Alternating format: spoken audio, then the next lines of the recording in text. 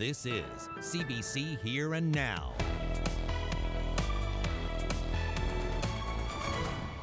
I think Bill McGibbon put it really well. This is not about 4 years, this is about 4 millennia. Absolutely horrified. Let's hope he doesn't get in again. Actually, I think Trump should win. I think he actually is a good leader, so you can put that on the news. I checked the news as soon as I woke up. It's definitely a weird position to be Canadian in all of this. Weird indeed. It could be hours, it could be days. The whole world is watching, waiting for the results of the 2020 American election. Plenty of snow fell last night through parts of the province. It isn't going to last very long, though. We're in for a warm-up. From community centers to fire halls, there's a mini construction boom happening on the Labrador coast. I'm Garrett Berry, and I'll tell you all about it coming up on Here and Now. Good evening and welcome to Here and Now. I'm Anthony Germain. And I'm Carolyn Stokes. Some welcome news tonight for people working with the Come By Chance refinery. An American-based company has made a formal offer to buy the facility. After job losses, months of uncertainty, and a deal that fell through last month, the union representing workers says there's finally reason for excitement. Here Now's Jeremy Eaton has the details. The president of United Steelworkers Local 9316, Glenn Nolan, says he got a first-hand look at the new buyers through a presentation on Friday. He says that the U.S.-based company Origin submitted a letter of intent to buy Come By Chance yesterday. They have a good plan. Nolan, seen here in these photos, says his phone hasn't stopped ringing since word started to get out. Origin gave us a presentation, and it was a real good presentation about employment back at the site, and they're ready to go once they can get a deal with Silver Peak. We feel very comfortable with them coming in. But who is the new buyer? U.S.-based Origin bills itself as an international hydrocarbon recycling company committed to protecting the environment and providing jobs. It was founded in 2017, and its website says it's one of the largest privately owned recyclers of waste hydrocarbons currently operating throughout the United States and in Europe. So Come By Chance would be its first foray into Canada. Origin CEO Nicholas Meyerson confirmed his company made an offer to buy the refinery, but he isn't commenting further. The possible sale also came up in the House of Assembly. These deals take time. The refinery, we know full well that it can't go cold, so that's something we're very cognizant of. Can't really get into details too much except to say that we haven't said no to anything in the sense of anything's off the table. We've said we'll do what we can to help. Following the presentation last week, the union had good things to say about Origin. It's been told that staffing numbers will stay the same, which is great news for a community fearing the worst not too long ago. It's been a stressful time since March and April, right up through now. The union has received a lot of calls, a lot of desperation. We feel a little bit of excitement, but we got to remember two people had to make this deal. Nolan is referring to a deal with Irving Oil that fell through at the last minute back in October, but he says there's still a lot of work left to do. That offer needs to be accepted, due diligence needs to be done, and it needs to be regulatory approved, a process that he says could take up to 3 months. Still, Nolan says that this is a great day for the workers, the community, and the province. Jeremy Eaton, CBC News, St. John's. Well, tonight, Eastern Health is responding after a personal care attendant was charged with sexual assault at a retirement home in Bay Roberts. The health authority says there is zero tolerance for abuse, but it's up to the individual homes to screen for safety. Here Now's Heather Gillis has more. 44-year-old Christopher Power was arrested at the Bay Roberts Retirement Centre in August after the alleged sexual assault of a resident. Police say the man, a personal care attendant, also misrepresented himself as a licensed practical nurse. Today, Eastern Health, which regulates personal care homes in the region, says it has zero tolerance for resident abuse and neglect. It says it investigates when a resident has been harmed or is at risk of harm. A statement reads, "Reported cases of alleged sexual assault in personal care homes are rare. However, when an allegation occurs, Eastern Health monitors personal care homes to ensure all applicable laws and policies to ensure a resident's rights, care, safety, and security needs are met." Eastern Health says it visited the home earlier this week and that the home is privately owned. People working there aren't Eastern Health employees. It says its role is to inspect and monitor homes to ensure they're complying with provincial legislation and regulations. There are minimum hiring standards for those who work in personal care homes, including a certificate of conduct from the RNC or RCMP. As for ensuring workers don't pose a threat to residents, Eastern Health says that's the responsibility of individual operators. Our main concern is the safety of residents, and we have been in regular contact with the licensed operator of the home and have worked with them to initiate a plan to protect residents from potential harm. As for Christopher Power's false credentials, the authority says it's not aware of this happening at any other personal care home. Eastern Health says it's working with police on their investigation. Heather Gillis, CBC News, St. John's.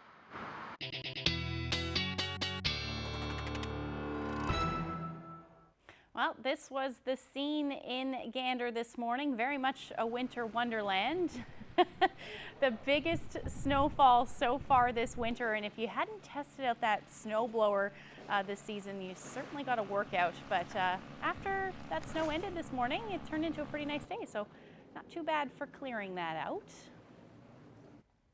And as far as how much snow fell, the forecast panned out pretty good, except we did see a little bit more snowfall up through Gander, about 28 centimeters of snow, 26 in Gander, and it was fluffy snow. So certainly seeing some of that cooler air in effect there. And you can see Clarenville saw about 20 centimeters of snow today, St. Albans about 16. Well, thanks, Ashley. Well, if you decided to stock up on storm chips in anticipation of all that snow, you better be careful. Miss Vicky's is recalling some of its kettle-cooked chips, saying there might be pieces of glass in the bags. Now, the recall is for this province, the rest of Atlantic Canada, Ontario, Quebec, as well as for any online chip sales. Now, these are the different flavors that could contain glass. The bag sizes range from 24 to 550 grams, and that includes those multi-pack boxes, those little ones that a lot of people give out at Halloween, so make sure to check your treat bags. Expiry dates on the affected bags range from December the 15th until January 26th. Now, the company says there has been one minor dental injury so far. The Canadian Food Inspection Agency says the chips should not be eaten or sold. Well, a man from Natwashish has been acquitted of attempted murder of Nigel Raphael Rich, was accused of stabbing Darren Panunzi 16 times with a pair of scissors in August of 2018. Rich testified during the trial that he didn't see the victim the night of the stabbing. He said at first he didn't realize police were looking for him, and then he didn't turn himself in because he was on probation and he was afraid he'd go to jail. Well, today, Chief Justice Raymond said he didn't believe that was true. He called it self-serving evidence, but he also said that the case couldn't be proved beyond a reasonable doubt. The victim was drunk during the stabbing. While the judge said some of Panunzi's testimony was lost in translation, he contradicted himself during cross-examination, admitting that he couldn't remember who stabbed him because he was intoxicated. Well, there's a mini construction boom happening on the Labrador coast this fall. The money is flowing and communities are trying to get as much work done before winter sets in. Here Now's Garrett Barry takes us there. You're looking at the future hub of Port Hope Simpson. Council office, whatever, the fire hall, and the gymnasium, which will serve for all the social functions, all the sports, and that type of thing that a community has. She's been waiting on this project for 5 years. All the political figures had to come together and be in a straight row. And at $2.9 million, the mayor says this is no ordinary building. It's going to be a coming together, and people will have a sense of wholenesses, a sense of belonging. And right now, people aren't mingling like they would if the building was there. These days, it seems the ducks are lining up in a row all along the coast for wharves, sewers, harbors, and fire halls. Like you're saying, this is where the emergency vehicles are going to be, is out here. This new extension solves one problem. Biggest reason why we got the fire hall was to get our emergency response vehicles in out of the weather in case of an emergency. We don't have to worry about it being out in the snow and ice and everything else. And of course, all of these projects are bringing all kinds of workers to the coast of Labrador. That's more good news for the communities in this region. Of course, there's spin-offs, you know. That's usually the way it works when it comes to having extra people around. People are going to spend money here. They're not going to just sit in their boarding house or B&B all day long after work, right? It's been a bit of help in what was shaping up to be a bitter year. That's good because they usually do stay here. They always did stay here, like a lot of them, yeah. And they eat here? Yeah, yeah, well, yeah. We do breakfast, dinner, supper, big lunch, whatever. Most of these projects were years in the making, and now they're all hitting together. They're getting a little surge of money because of the COVID. So I guess now they don't want to roll it out. So as fast as they get the money in, they want to roll it out, get these projects started, get it all approved, get a pocket of money locked in so that we can use it. Maybe that's the reason why we're getting it all now. And it seems like it's happening all across the coast. Whatever the reason, it's welcome news. If they want to keep sending us money, we'll keep using it. Garrett Berry, CBC News, Charlottetown.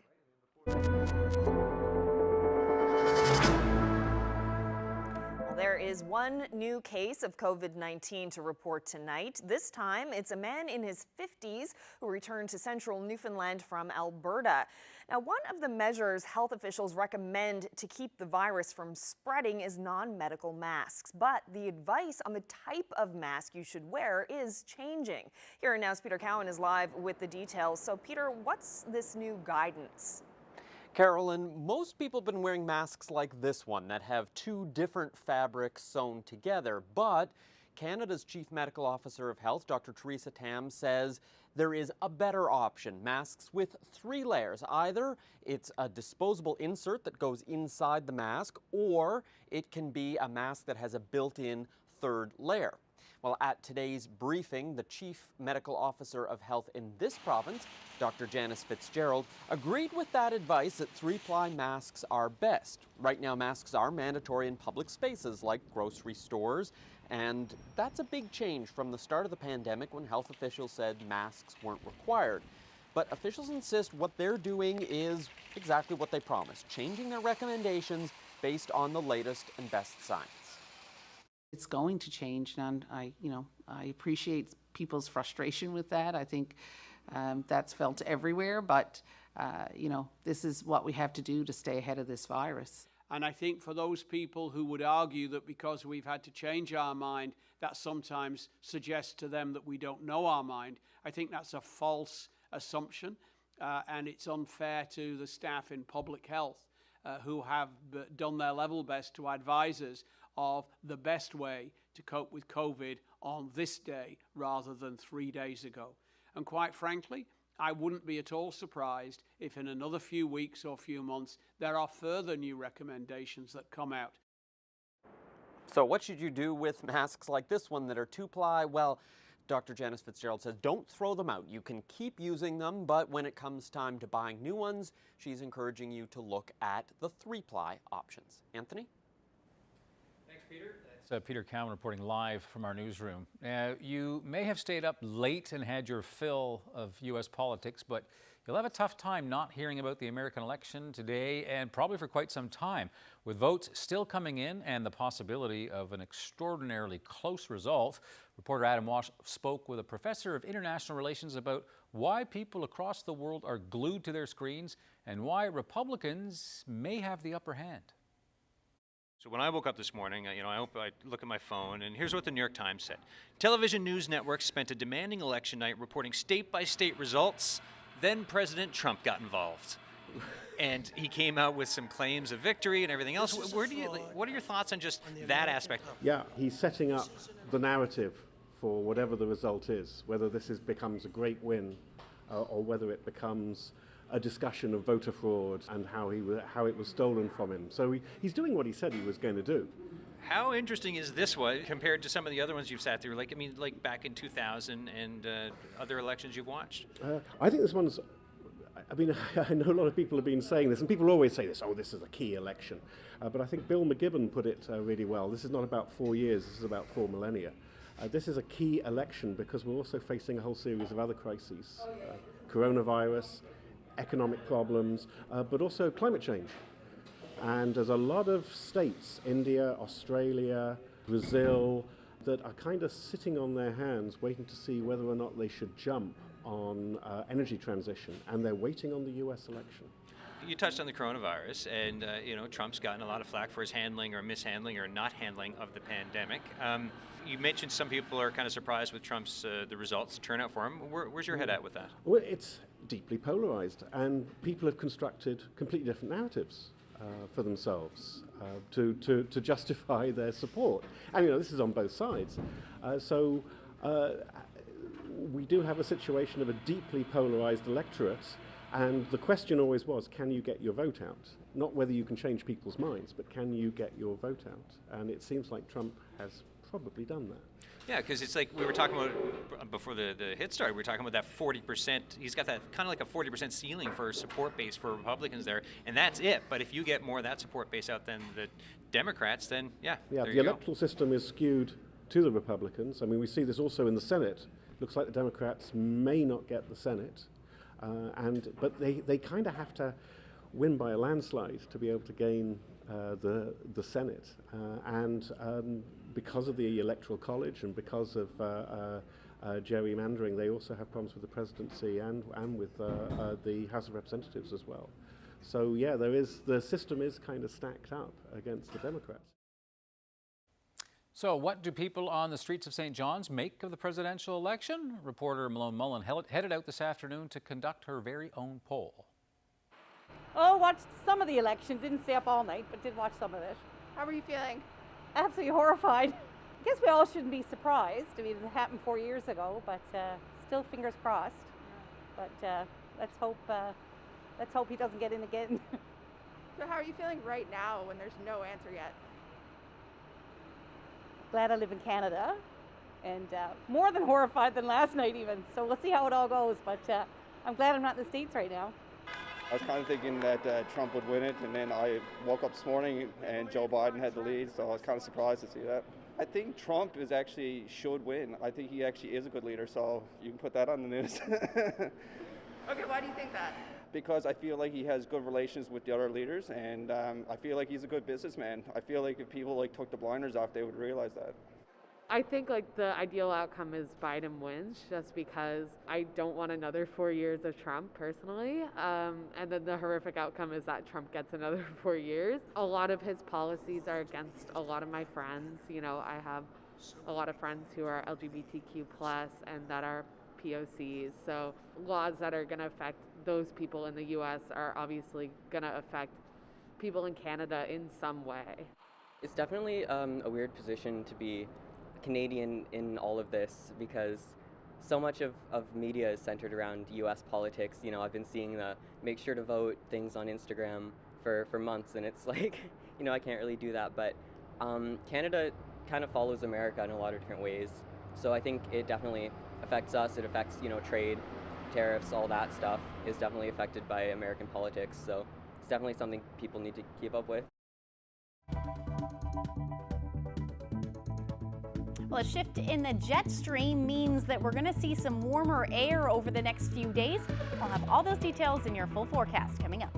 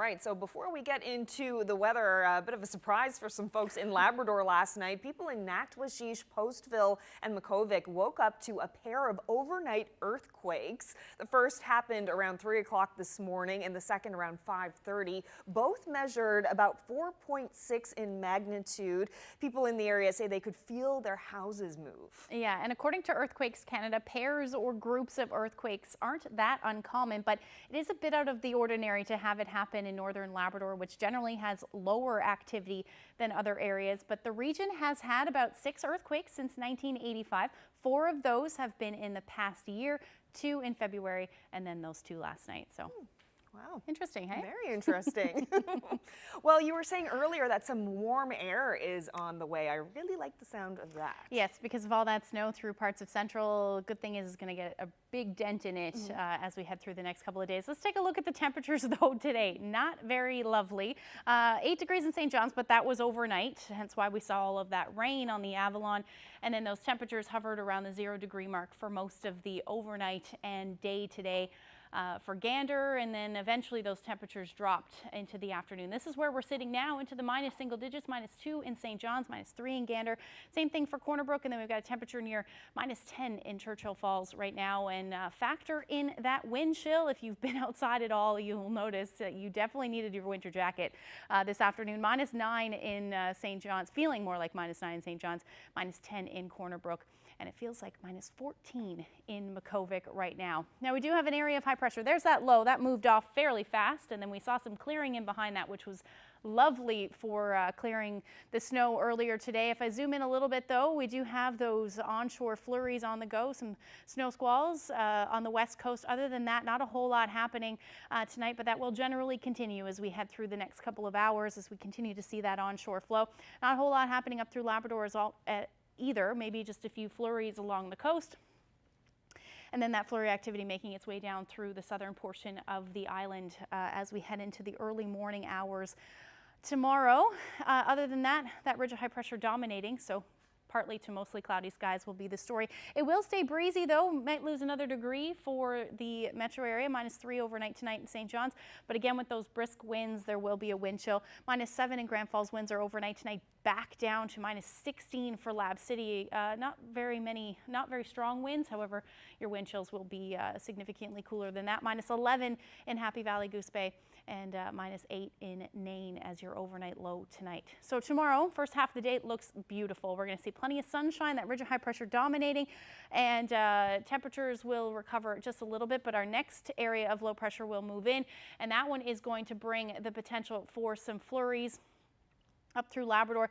But note that wind shift. So we're going to see more of a southerly flow. That's going to bring in some warmer air as we head into the overnight, making the potential, or bringing the potential for some showers rather, to the west coast. And as that warm air pushes further north, we're going to see the potential for showers, the potential for snow change over to rain as we head into the evening and overnight.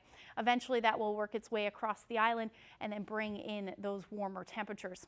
Winds will also ramp up with this one as well. So as we head through tomorrow, we're going to see the winds ease overnight, and then into the first half of tomorrow is when we're going to start to see those winds pick up on the west coast. Certainly into the evening hours, we could see gusts in excess of 100 kilometers per hour, and that will be the story as we head up through Labrador as well.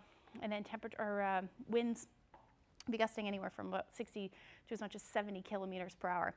Overall temperatures will recover a little bit. Still in below normal for this time of year. We're looking at temperatures from 5 to 7 degrees, a little cooler in the east. 2 degrees should be the afternoon high in St. John's, again with those winds easing as we head into the afternoon hours. Up through Labrador, you're looking at a temperature of 1 degree for Lab City. That will be later on in the day. Once those winds shift from westerlies to southerlies, we'll see that push of warm air. Same thing for Happy Valley, Goose Bay. You should see a high near 4 degrees, at least an afternoon temperature, evening temperature really, because they're going to continue to climb as we head through the evening hours. Looking into Friday, that rain will make its way through, so we're going to see the potential for that pretty much through the day on Friday. Another low pressure system will move in and bring the potential for some snow through parts of Labrador as we head into Saturday, and then Saturday is looking unsettled. But again, because of that southerly flow, we're looking at those warmer temperatures. Here's where we should be sitting on Friday, 11, 12 degrees through the day, but again, we'll be unsettled with that potential for some showers.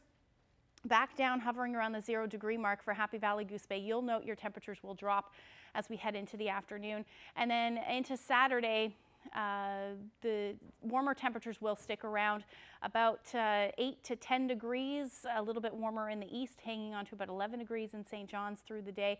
And then for Lab City, you're looking at a temperature near -4 with potential for some flurries. And then as we head into Central, we may even see a little bit of mixing in there for Saturday. So after that though, Friday and Saturday, Sunday temperatures drop like a rock again. We're looking at 1 to 2 degrees overnight lows into those minus single digits, and the potential for flurries on Sunday. Into Monday, looks like we'll see some sunshine. That's pretty much the story through central and western Newfoundland as well, with our temperatures hovering between 1 and 3 degrees after those mild temperatures move out, and then back down to minus single digits for eastern Labrador as well, hovering in those minus double digits through parts of Labrador, Lab West.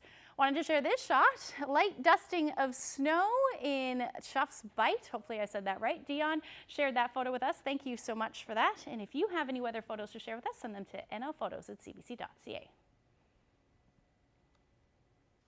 Thanks, Ashley. Well, 2 businesses in downtown St. John's have fallen victim to the ongoing COVID-19 pandemic. Mill Street has closed its microbrewery and retail counter. Now, the brewery was part of the beer market and brew pub. Now, that operation closed in April as COVID-19 took hold here and never reopened.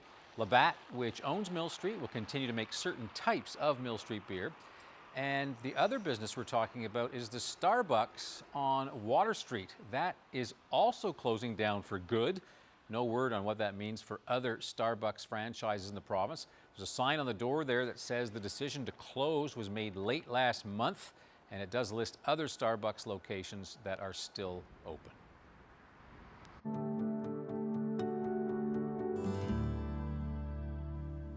Well, here's a virus style question. How much of the pandemic, and be honest, have you spent in sweatpants? I just changed the suit as soon as the show starts. If the answer is a lot, there's no shame, you're not alone. Getting dressed for the workday used to be really important and regular, and for many it was a ritual. But those collared shirts and sports coats and blazers and fancy business casual clothing, that's all gathering dust. And in tonight's episode of Our New Normal, we're talking fashion with a store that hopes all of this working from home is just a passing fad. If people don't go to work, there's no reason to buy any amount of new things. You know, we'll say sweatpants or those t-shirts. I'm not seeing anyone. I'm not going to a client's office, or I'm not meeting with anyone. So you can throw on what I have on yesterday.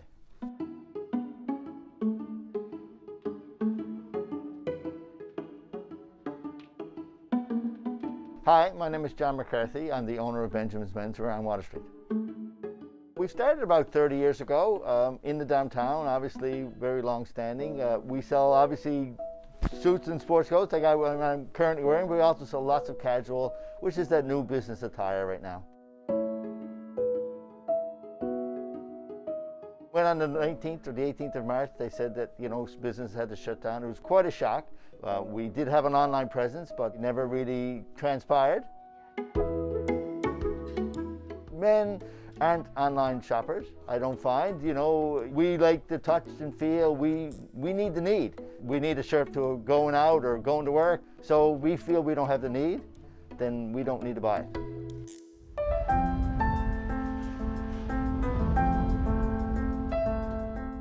Am I dressing down during the pandemic?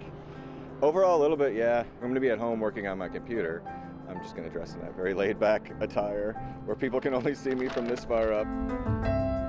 Generally, I would just have a jumper or a hoodie on or something and tracksuit bottoms. I think you get a bit fed up. I think it'd be nice to put a skirt on every now and then. Pretty much how it goes. No one really needs to try to impress anybody right now. Everyone's in the same situation. The pandemic isn't going to be making me buy a suit anytime soon.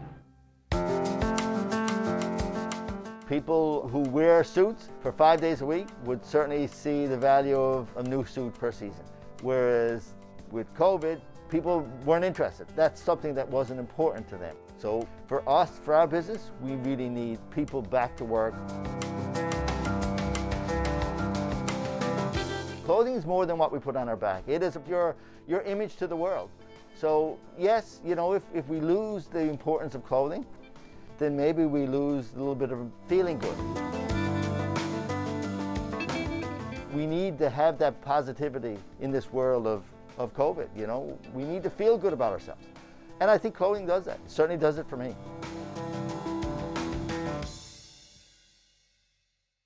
Yeah, it's true. I mean, a lot of people, of course, don't have to get, you know, suits on. And sort of comes like this. I thought when they brought me back after COVID to be with you, they put me standing there to keep us apart, but it was actually to make sure that I would change out of the sweatpants and the hoodie that I wear for the rest of the day. Yeah. Not to mention Miss Burlap here. Every day's laundry day around here. I put on a dress every night, but I am wearing a pair of fuzzy bunny slippers under here. No one needs to know. Good on them. It's true.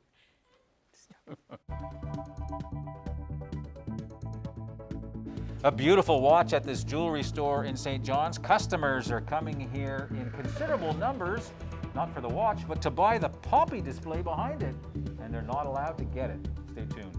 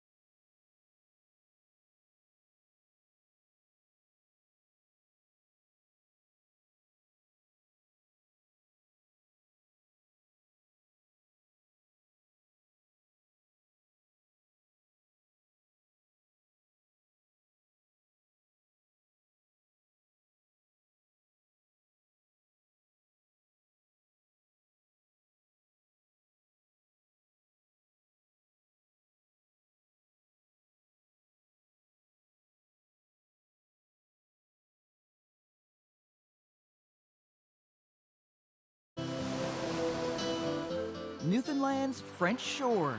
See what life was like there almost 35 years ago. Sunday at noon and Monday at 7.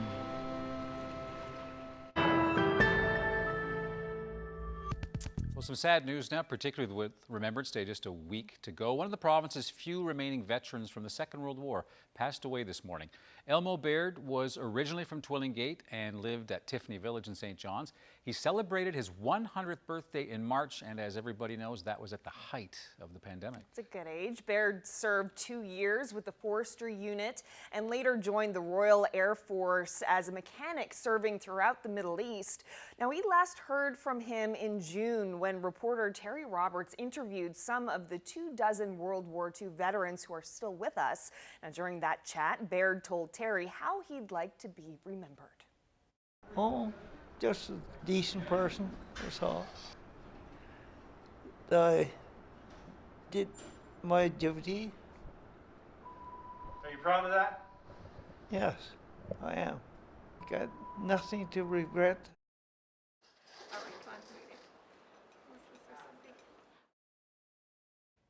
And of course, as Remembrance Day approaches, the Royal Canadian Legion is looking to honor veterans like Elmo Baird.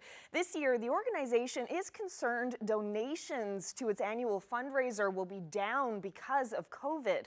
The Poppy campaign typically brings in upwards of $20 million nationally for war vets. We spoke with Berkeley Lawrence, the chair of the provincial Poppy campaign, about how this year will be different from the last. Well, of course, with the COVID regulations, you're probably not going to see as many volunteers, Legion members, veterans out in malls, stores, sitting at the tables.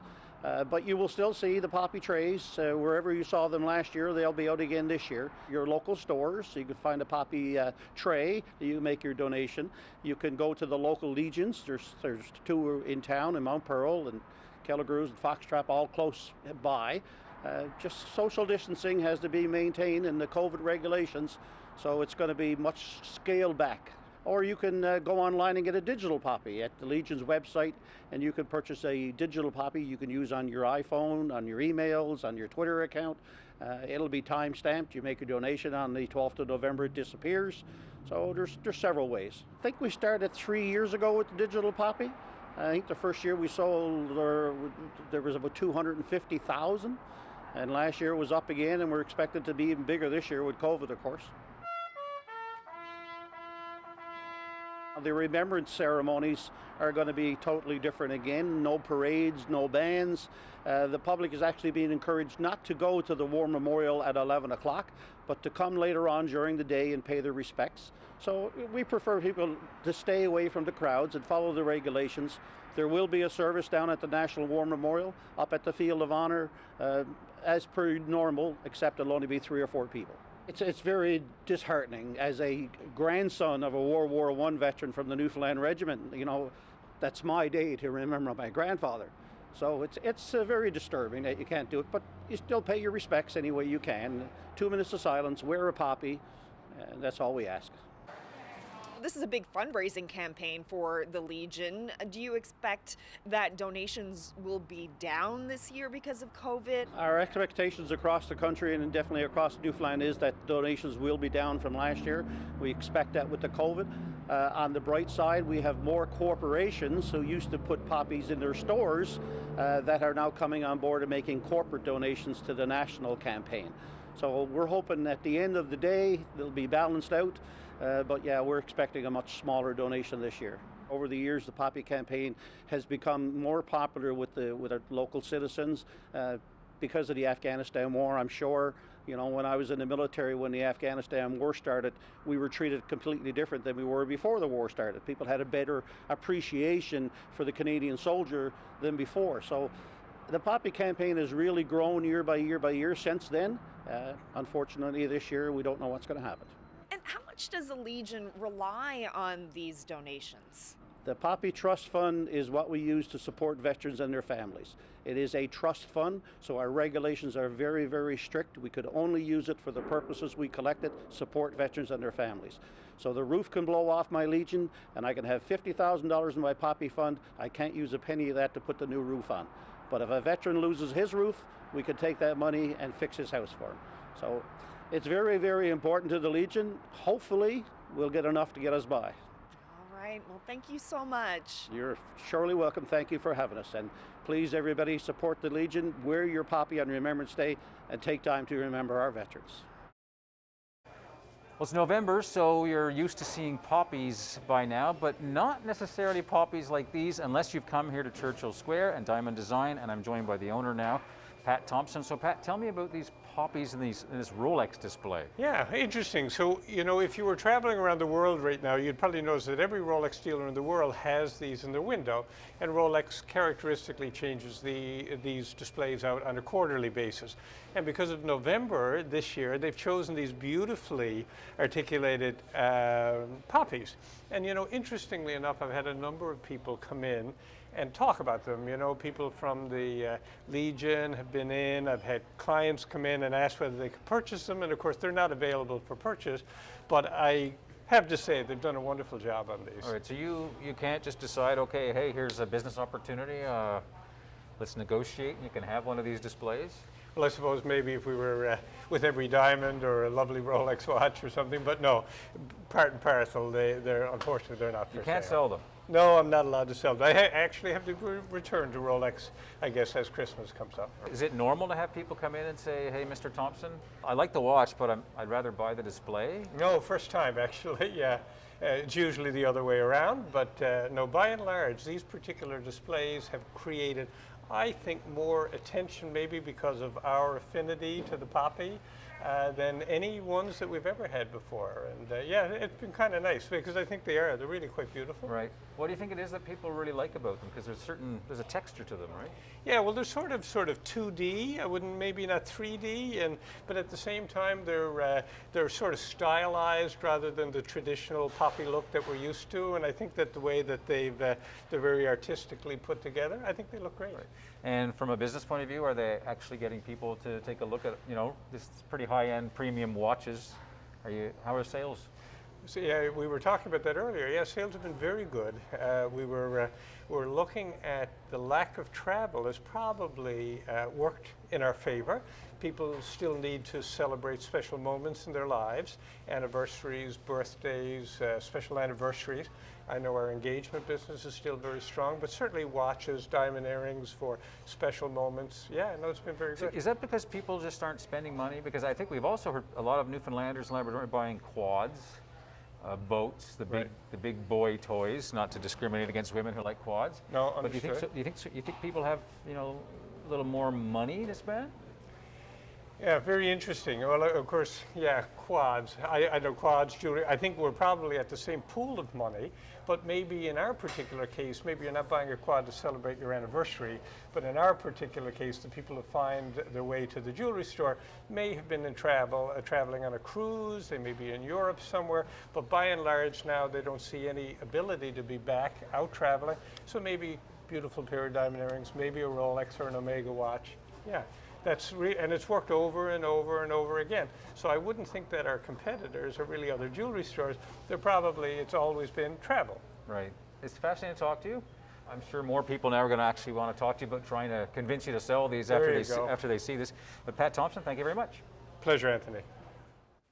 Very interesting. Yeah, they are kind of nice, right? Especially this time of year. Yeah, well, so much is changing this year with Remembrance Day and COVID-19, and the City of St. John's is encouraging people to pay their respects at home. So instead of going down to the War Memorial on November 11th, the city asks that you step outside and observe 2 minutes of silence on your front steps. Yeah, that's right. I mean, COVID really has changed everything. The public being asked to stay away from a very small private Remembrance Day ceremony in the provincial capital this year. But if you can't make it, which you're not supposed to because you're not supposed to go, I'm going to be there. CBC's covering the event, so I'll be hosting a live radio special on CBC Radio 1, so you can listen to the live radio special then, and we'll have a recap later that day on Here and Now. That's just 1 week from now, next Wednesday.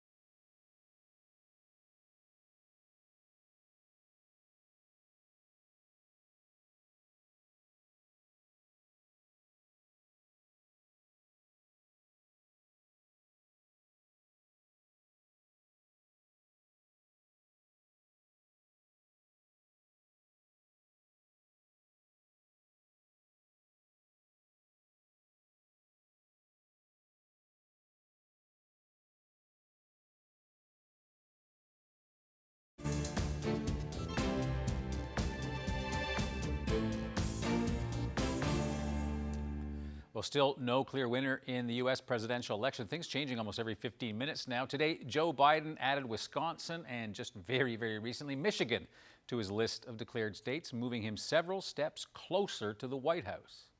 We may not know the results even today, but the most important thing is that we have accurate results. Again, even if that takes a little longer than we're used to. Vote counting continues in many states where the winner hasn't been declared, including in Pennsylvania and Georgia, as well as North Carolina, Nevada, and Arizona. Donald Trump and Joe Biden are running neck and neck in many of those states, but Biden is leading in the popular vote and in the current electoral college vote count as well. However, that could change. 270 electoral college votes are needed to win the Oval Office. Well, in all of this uncertainty, one thing is for sure, there is going to be a legal battle for the Oval Office. CBC's Rafi Boudjikanian reports. After the relative calm of Election Day, today a sense of chaos and confusion as vote counting continues in several undecided states. Democratic candidate Joe Biden urged Americans to be patient and calm. It's clear that we're winning enough states to reach 270 electoral votes needed to win the presidency. I'm not here to declare that we've won, but I am here to report that when the count is finished, we believe we will be the winners. The Democrats' path to the White House hasn't been as simple as many pollsters had predicted. Last night's unclear results led Donald Trump to falsely claim victory. We were getting ready to win this election.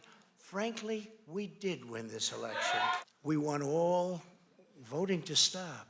The Republican president also raised the specter of a legal battle last night. So we'll be going to the U.S. Supreme Court. Following through with an announcement, the Republicans filed a lawsuit in Michigan to halt counting and an ask for a recount in Wisconsin, narrowly projected to fall to the Democrats. All the uncertainty leaving voters in dismay. The whole system needs to be fixed. I think it's really about having determination to count every single vote that was placed and be restrained. It wouldn't be the first time voters face uncertainty. 2 decades ago, it took the U.S. Supreme Court 5 weeks to decide George W. Bush would become president instead of Democrat Al Gore, something the Republicans well remember. The big difference now? All those mail-in ballots, far greater in number because of the pandemic, and far likelier to push the scale toward a Democrat win, something Trump knows all too well. Rafi Boudjikanian, CBC News, Washington. Well, Canada's political leaders are taking a wait-and-see approach to the U.S. election. The Prime Minister spoke about it this morning. As everyone knows, there is an electoral process underway in the United States. We are, of course, following it carefully and will continue to as the day and days unfold.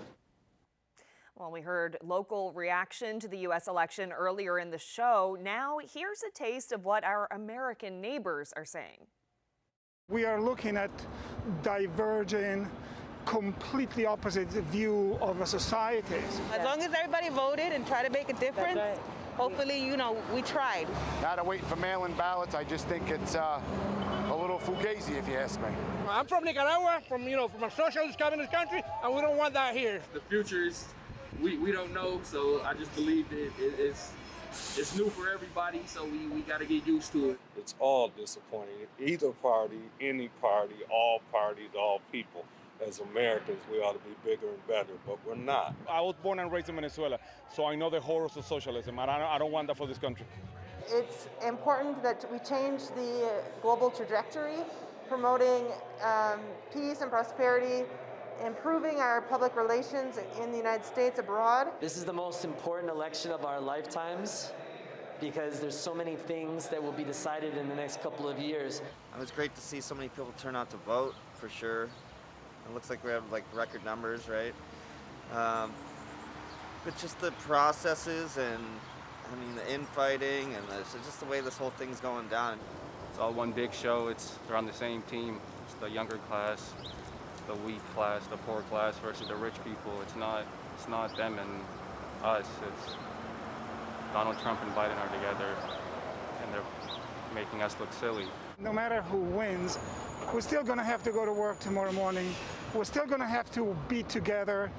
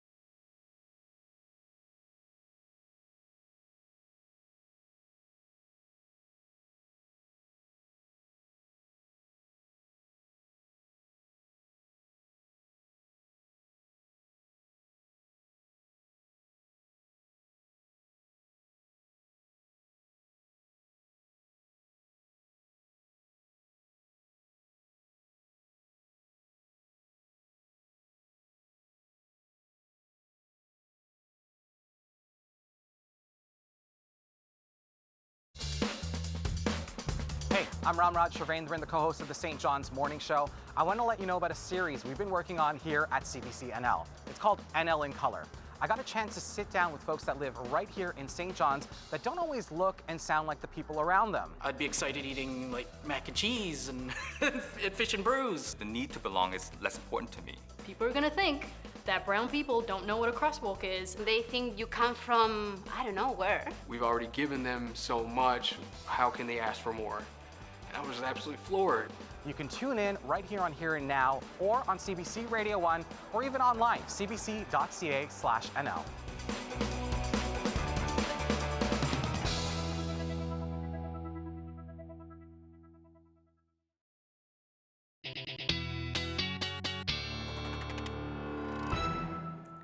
a weather recap before we finish up tonight, and I still can't get over all the snow that fell in central Newfoundland, and even in St. John's earlier today, the flurries, like the sideways flurries that we saw, was a bit of a shock to my system. Yeah, just because of the wind and then those cooler temperatures. Yeah, we won't see that tomorrow, don't worry. Ridge of high pressure will dominate for most of the day. Let's take a look at the temperatures across the board. They will stay cool though, only reaching a high near 2 degrees. However, these winds will finally ease, and then note those that shift to southerly winds for the west or western portion of the island. We're looking at gusts at this point through most of the day, 20 to 40 kilometers per hour. Those winds will continue to ramp up as we head into the evening hours and then bring in that potential for some rain, and that will spread across the province as we head through the overnight on Friday. But take a look at these temperatures. Wow. 2 degrees tomorrow and then 11 for both Friday and Saturday. And then eventually they drop like a rock and we head back into those single digits into Sunday and Monday. It's pretty good. 11 degrees, I'll take that. Yeah. I'll take it. Yeah. Okay, I'm getting my sweatpants now. See you tomorrow. Thanks for watching, everyone. Good night. Good night.